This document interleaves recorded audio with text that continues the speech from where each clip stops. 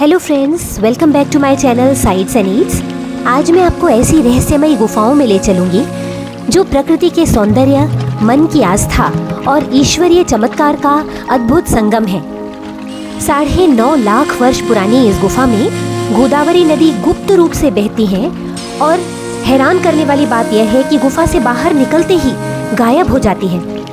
इसी वजह से यह गुफा गुप्त गोदावरी नाम से जानी जाती है।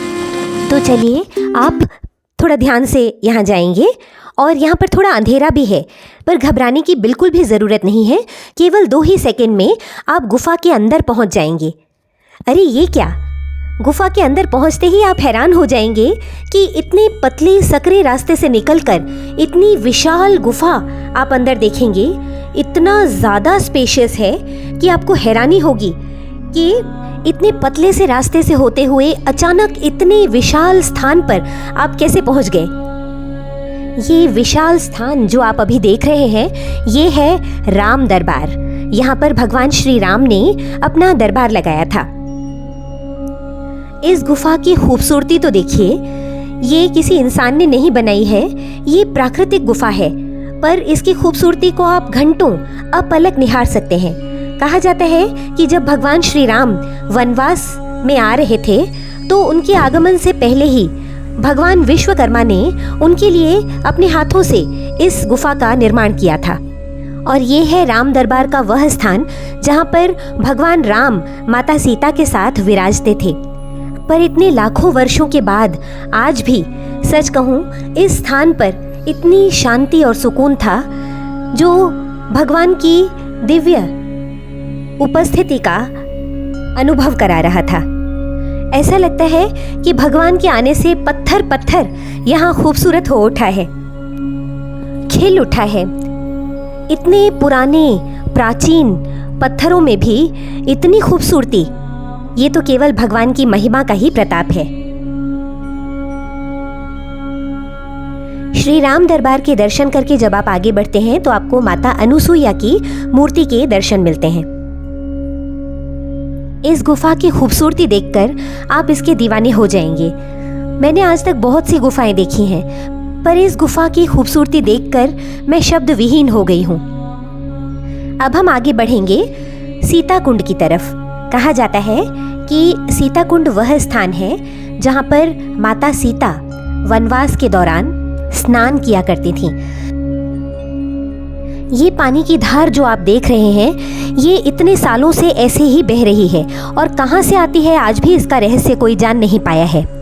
रामचरितमानस और अनेकानेक कथाओं में वर्णित है कि माता सीता के स्नान के लिए यहाँ पर भगवान श्री राम ने अपने धनुष से गोदावरी नदी को प्रकट कर माता सीता के लिए यहाँ पर कुंड का निर्माण किया था। इस स्थान पर भगवान श्री राम और माता सीता पूजा किया करते थे।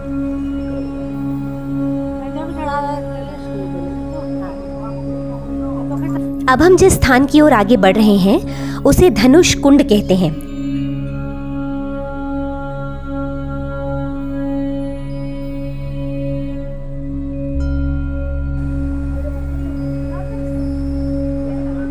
अब हम धनुष कुंड की तरफ पहुंच गए हैं। थोड़ा सा नीचे उतरने पर आप जो ये स्थान देख रहे हैं, इसे कहते हैं धनुष कुंड। इस स्थान के बारे में कहा जाता है कि यहाँ भगवान श्री राम अपना धनुष रखते थे और कुछ किंवदंतियों में यह भी कहा जाता है कि धनुष कुंड ही वह स्थान है जहाँ पर भगवान श्री राम ने अपने धनुष से माता गोदावरी को माता सीता के स्नान के लिए प्रकट किया था। अर्थात जो धनुष कुंड है वो माता गोदावरी का उद्गम स्थल भी कहा जाता है। यहाँ बस आपको पैर संभाल कर चलने की ज़रूरत है क्योंकि ज़मीन गीली है और थोड़ी स्लिपरी भी है। मैं तो बार बार यहाँ के पत्थरों को छू कर देख रही थी। मुझे जो आनंद की अनुभूति हो रही थी, मैं उसे बता नहीं सकती। आप भी यहाँ आए तो यहाँ गुफा की दीवारों के पत्थरों को छू कर देखिए। जो ठंडक आपको मिलेगी, आप उसे हमेशा याद रखेंगे। इस सुंदर भव्य गुफा में दर्शन करने के बाद अब हम बाहर निकल रहे थे।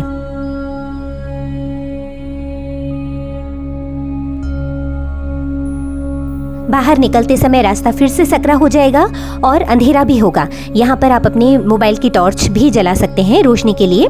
बस 2 ही सेकंड में आपको बाहर का रास्ता दिखाई देगा, रोशनी भी दिखाई देगी।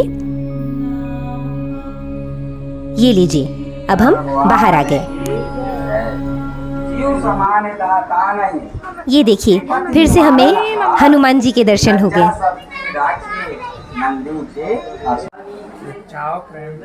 पंचमुखी शिव जी है, पशुपतिनाथ जी। नीचे उतरकर पशुपति, यहाँ पर पुजारी जी आपको बैठे हुए मिलेंगे और वो आपसे कुछ पूजा अनुष्ठान करके कुछ दक्षिणा लेकर आपको इस स्थान की महत्ता के बारे में बताएंगे। भैया कैसे?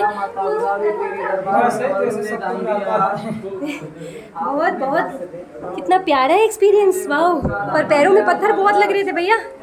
लग रहे हैं तो लगने दो, कभी कभी दुख थोड़ा मिलना चाहिए शरीर को। 12 मास आराम ना देना चाहिए, शरीर है। वो भी इस गुफा में, बीच रास्ते में कहीं पर भी इस नदी के नामो निशान भी नहीं है। रामचरितमानस में बताया गया है कि जब भगवान श्री राम अपने वनवास के दौरान चित्रकूट पहुंचे तो माता गोदावरी पाताल फाड़कर उनके दर्शन करने के लिए इस गुफा में आकर प्रकट हुई थी। तो अब आप मुझे बताइए कि आपको मेरे साथ गुप्त गोदावरी गुफा की ये यात्रा कैसी लगी? अगर आपको अच्छी लगी है तो प्लीज़ इसे दूसरों के साथ भी शेयर कीजिए। बाहर निकलने पर नदी विलुप्त हो जाती है, केवल ये 1-2 कुंड दिखाई देते हैं। तो भगवान के इस चमत्कार के लिए बोलेंगे जय श्री राम।